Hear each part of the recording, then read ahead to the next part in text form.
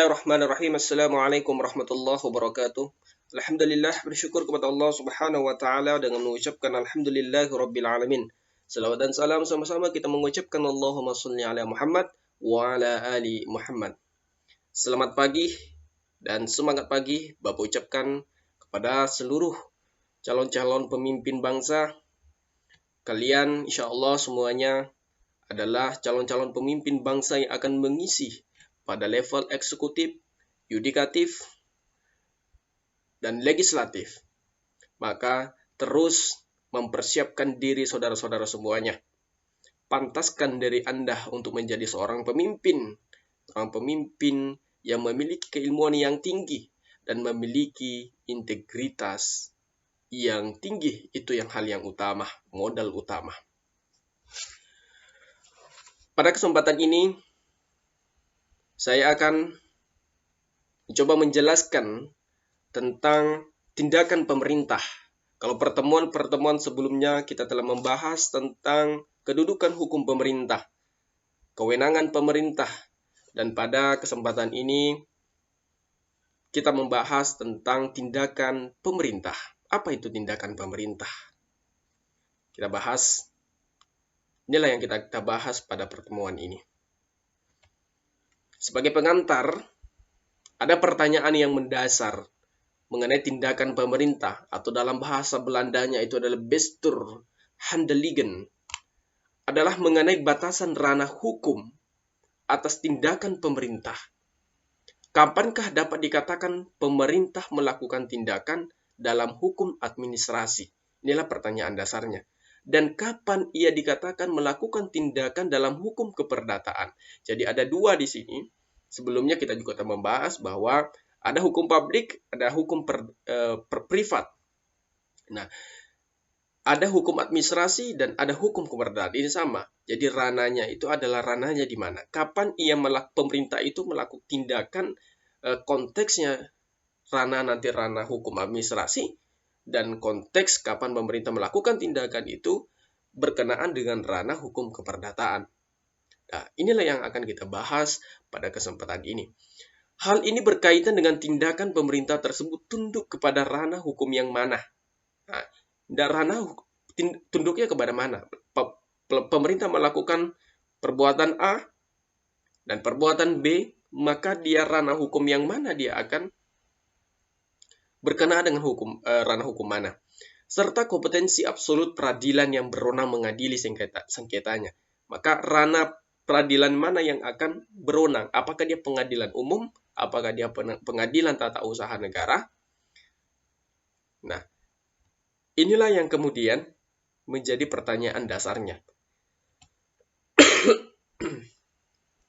Oke, kalau kita membahas tentang tindakan hukum pemerintah, maka hal yang sebenarnya yang perlu kita ketahui bersama adalah kita sudah ini mengulas ya tentang hak dan kewenangan.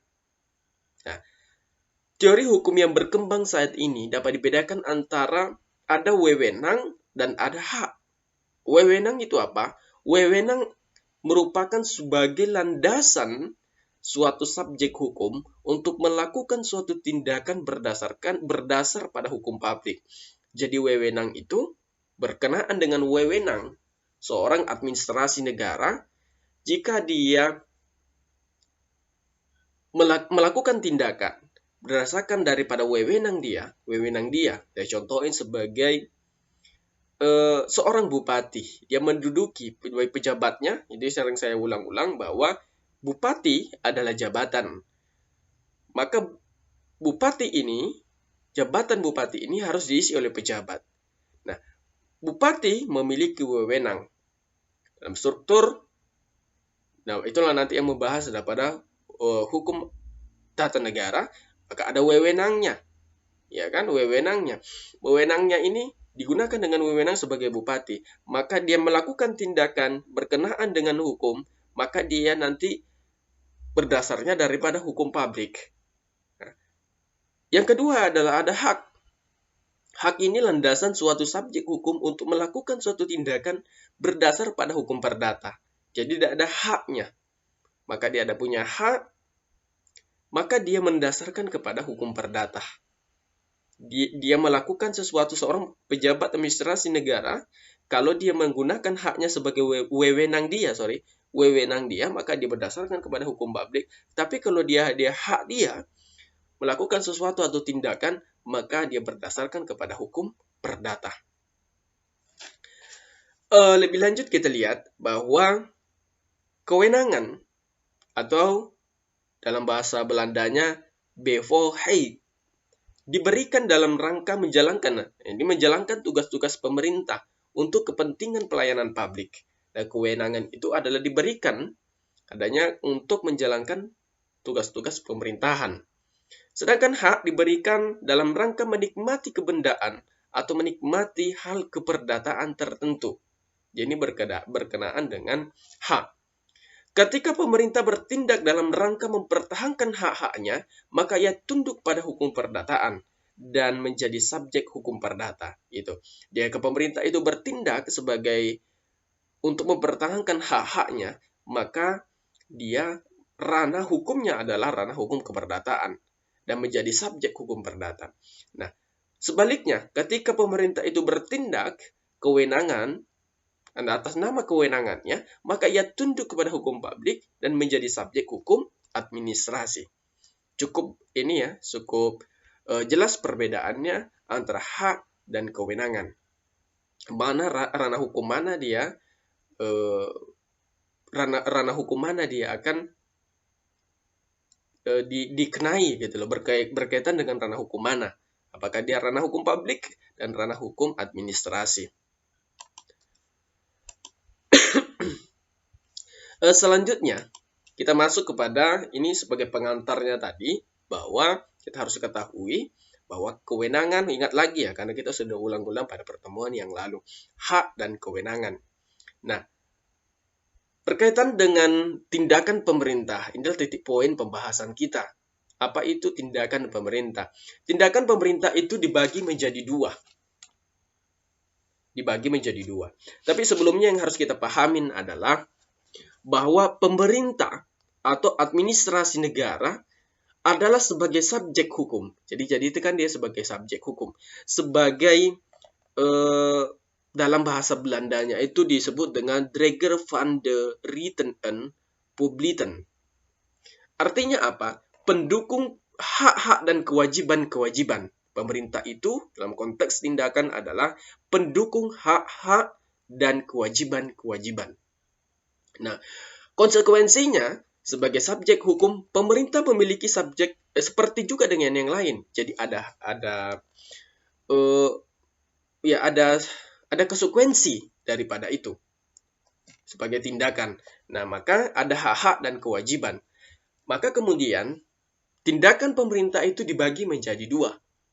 Ada namanya tindakan faktual dan ada namanya dikatakan adalah tindakan hukum. Nah, tindakan faktual termasuk tindakan faktual. Tindakan faktual merupakan tindakan nyata atau fisik yang dilakukan oleh pemerintah. Nah, itu tindakan faktual itu adalah tindakan faktual merupakan tindakan nyata atau fisik yang dilakukan oleh pemerintah. Tindakan ini dibagi tidak hanya terbatas pada tindakan aktif, jadi dibagi dua juga. Ada tindakan aktif dan tindakan pasif. Nah, tindakan aktif. Tindakan aktif pemerintah.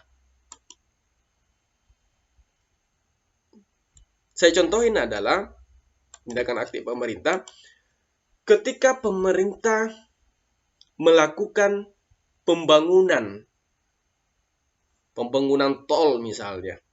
Itu tindakan aktif pemerintah. Pemerintah melakukan pembangunan jalan. Pemerintah melakukan pembangunan gedung-gedung. Itu tindakan aktif pemerintah. Tindakan berbagai hal yang dilakukan oleh pemerintah.